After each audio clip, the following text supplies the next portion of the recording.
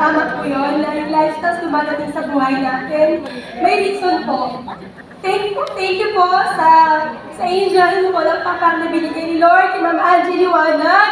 Pumili ng paso sa akin, additional business po, owner po ako before. That time po, may health challenge na po kami. May hika po yung anak ko, suffering 6 years na po.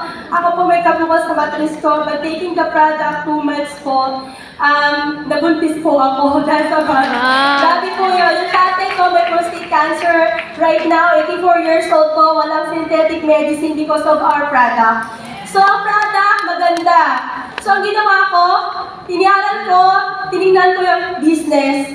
And grabe, inalam ko yung system trainings, hindi ako umabsent, nakita ko yung opportunity. Ang ganda. Gusto ko gawin yung passion ko kasi gusto ko hindi lang ang family ko maging healthy. Gusto ko i-share sa maraming tao. Kaya po hindi lang po para sa pamilya to mission natin.